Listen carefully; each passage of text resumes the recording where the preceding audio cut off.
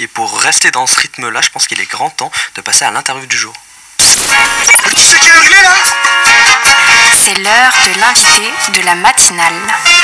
Alors, c'est quel sujet? C'est à propos du Graal. On peut vous poser quelques questions? Oui, avec plaisir. Et pour cette émission, nous avons le plaisir d'accueillir aujourd'hui Étienne Schwartz, directeur artistique. Comment allez-vous? Oui, je vais bien, merci. Et vous? Ça va super, merci d'être présent parmi nous dans cette émission. Pour commencer, est-ce que vous pouvez présenter un peu la structure dans laquelle vous travaillez? Alors, je représente la structure qui s'appelle ES Art Factory.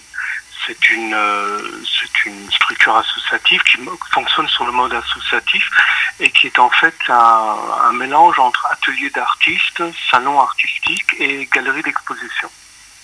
D'accord. Et donc dans le cadre de l'exposition artistique, vous organisez ce week-end une nouvelle exposition qui s'appelle 20 x 20.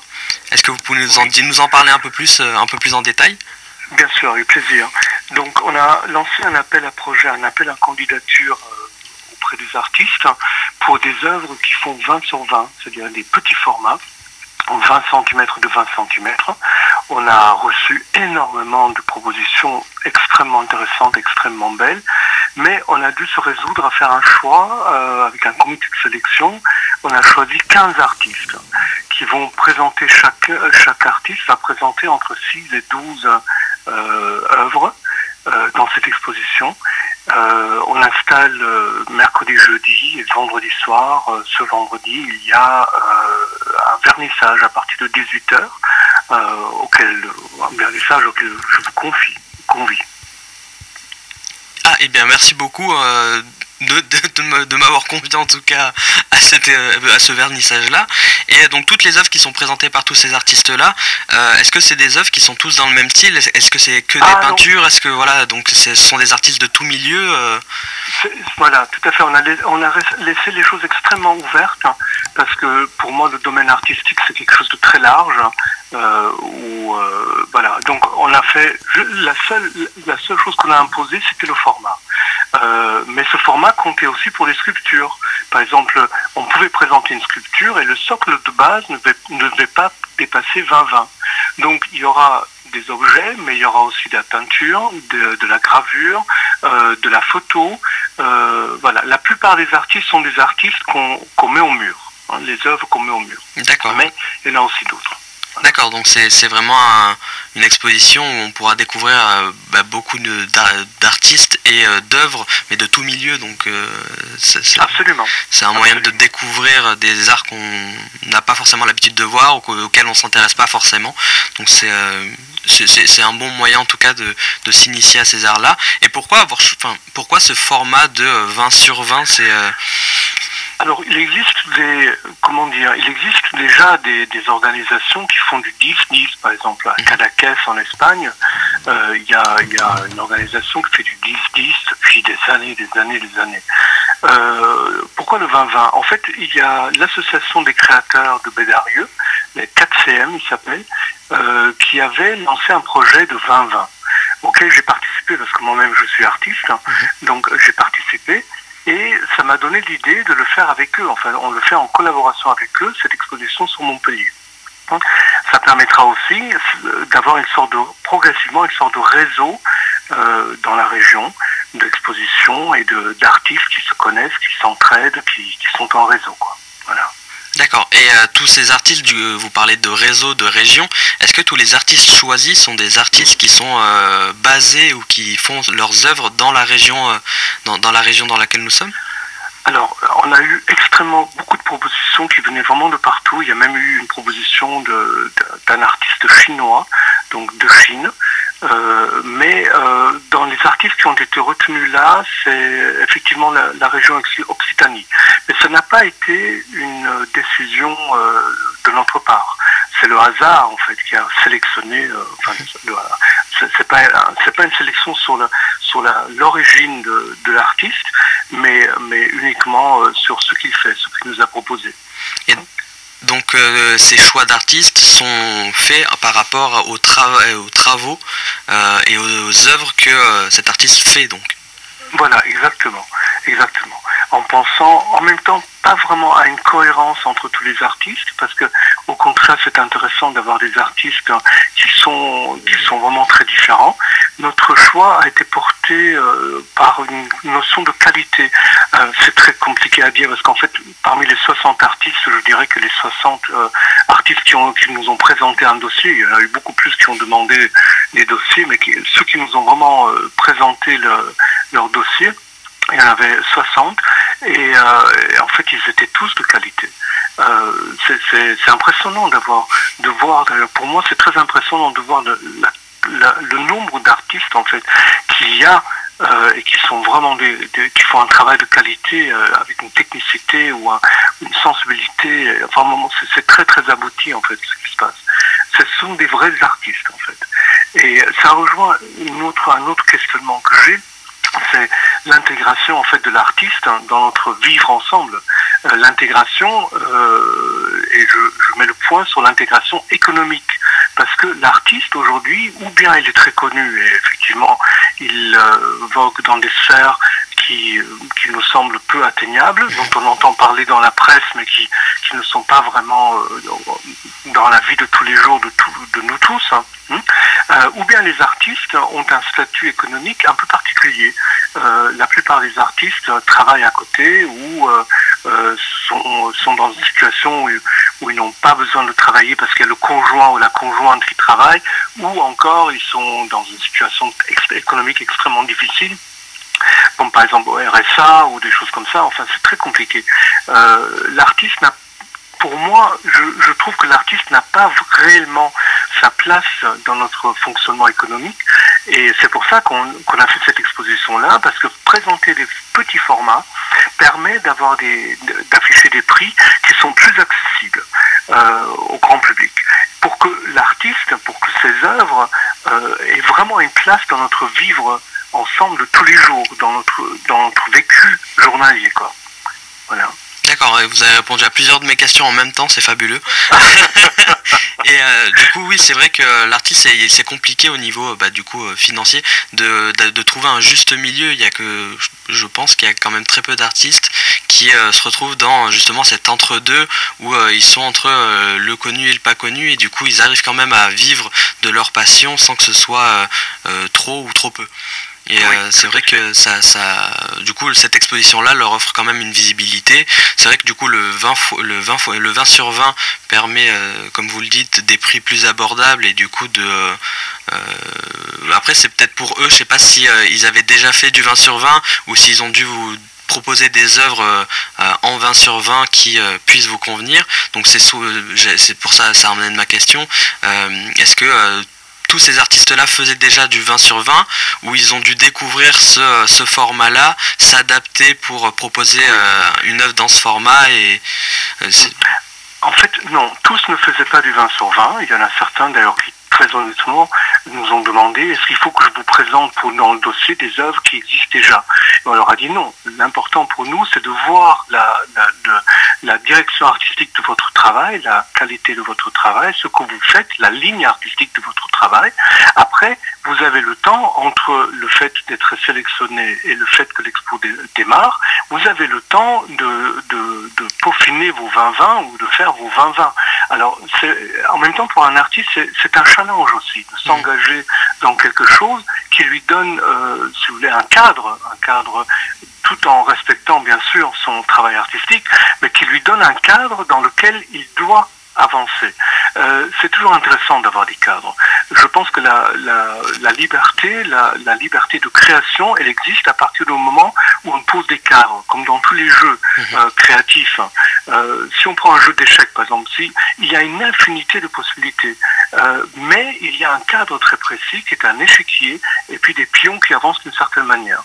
Pour un artiste, je pense que c'est pareil. Il pose son propre cadre, ou bien on lui propose un cadre, par exemple un 20-20, mais ça peut être aussi 10 mètres sur 3 mètres de hauteur, pourquoi pas. Le cadre, il nous donne, c'est comme un terrain de jeu. Il y a un cadre, on se pose dans le cadre, le jeu, les pions, comment ils avancent et tout ça, c'est l'artiste par sa technique, par son travail, par sa vie d'artiste, qui qui progressivement pose ses règles et travaille dans ces règles-là, même inconsciemment. Mais voilà, donc dans toute création, même libre, en fait, la liberté, elle existe à partir du moment où il y a des limites, même lointaines, mais en tout cas des limites. On pense parfois soi-même, hein. C'est simplement c'est une manière de fonctionner, quoi. Tout à fait, puis rien n'empêche après l'artiste de justement changer de cadre pour se challenger à nouveau et laisser libre cours à son imagination et à sa création. Donc c'est un moyen comme un autre de se libérer finalement. Absolument, et d'aller plus loin. Exactement. Vivre, quoi. Vivre. Et dans le cadre de cette exposition, est-ce que vous proposez des ateliers ou des performances? Est-ce qu'il n'y a que l'exposition ou vous l'agrémentez d'autres choses? Alors on l'agrémente parce que c'est pour ça qu'on appelle ça plutôt un salon artistique. Et le mot galerie, on n'a pas envie d'être un galeriste. Hein. On a envie d'aider les artistes à montrer leur travail et à avancer dans ce qu'ils font. Mais on l'appelle aussi, le Art Factory, c'est aussi un salon artistique parce qu'en fait, l'installation,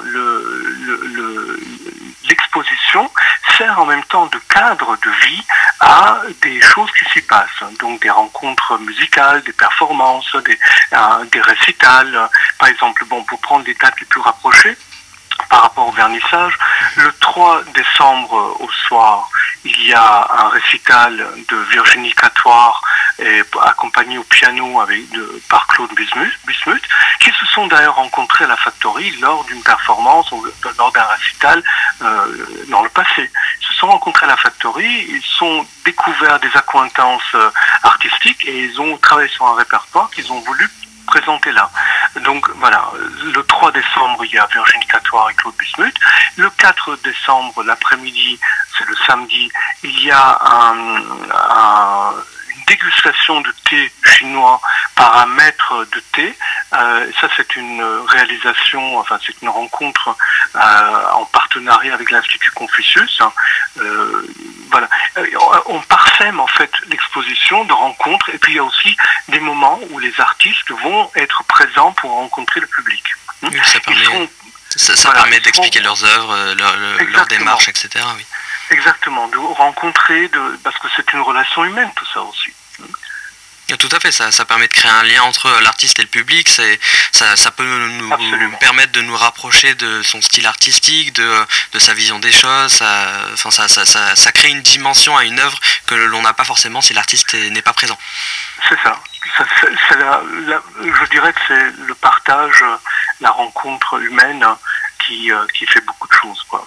Et voilà. Toutes ces activités, ces ateliers, ces performances, ça crée aussi une dimension à cette exposition. Humaine. Donc c'est vrai, oui, voilà, ça permet de le rendre vivant en fait. C'est ça, tout à fait. Et bien, du coup, c'est donc l'exposition est donc ouverte à tous. C'est du tout public, c'est donc adapté à tout un chacun. Oui, absolument. C'est ouvert à tout le monde. Il n'y a pas de il n'y a pas de problème. L'exposition est visible en fait du mercredi au samedi, même les dimanches en fait, à partir de décembre, du mercredi au dimanche, tous les après-midi, de 14h à 18h. Plus il y a des performances parfois le soir, parfois les après-midi, et puis les rencontres des artistes. Enfin, c'est un moment de l'année où en même temps il y a une convivialité qui est importante parce que le froid de l'hiver nous donne envie aussi de partager, de se réchauffer autour d'un vin chaud ou de partager des moments de convivialité. Et en même temps c'est une période aussi où traditionnellement on pense au sapin de Noël et aux cadeaux qu'on met dessous et donc c'est une manière aussi d'intégrer l'artiste dans notre vie que d'avoir une œuvre de 20-20 chez soi. En plus les œuvres 20-20 sont des œuvres petites et à prix abordable, donc on peut très bien imaginer même créer une série de plusieurs tableaux qu'on met côte à côte ou bien dans les voilà, et puis ça prend pas beaucoup de place et puis en même temps ça prend pas beaucoup de place, en même temps c'est une relation vivante, une œuvre d'art avec la personne qui aime cette œuvre-là et qui l'a chez elle. Parce que tous les jours, il y a un moment ou un autre, un regard, une sensation, le fait de se poser devant ou de l'avoir simplement là, accroché au mur, qui nous rappelle une présence ou quelque chose. Voilà, c'est une œuvre d'art, c'est quelque chose de très particulier. Tout à fait. Qui, à partir du moment où ça entre dans notre vie, est présence inestimable, je trouve. Tout à fait d'accord. Il faut transmettre ça permet de transmettre des émotions à travers du coup une œuvre. En tout cas, merci beaucoup d'être venu nous parler de cet événement. Je rappelle que vous êtes Étienne Schwartz, directeur artistique, et qui est donc de l'exposition également de 20 sur 20. Si on veut retrouver toutes les informations concernant ce salon artistique, où est-ce qu'on peut trouver des informations, avoir un contact Alors, il y a plusieurs moyens. Premièrement, il y a le site qui est es.artfactory.com. Il y a un numéro de téléphone 06 62 16 29 30. Il y a un Facebook en regardant la Facebook sous mon nom Étienne Schwartz ou la page ES Art Factory. Voilà, il y a plusieurs moyens.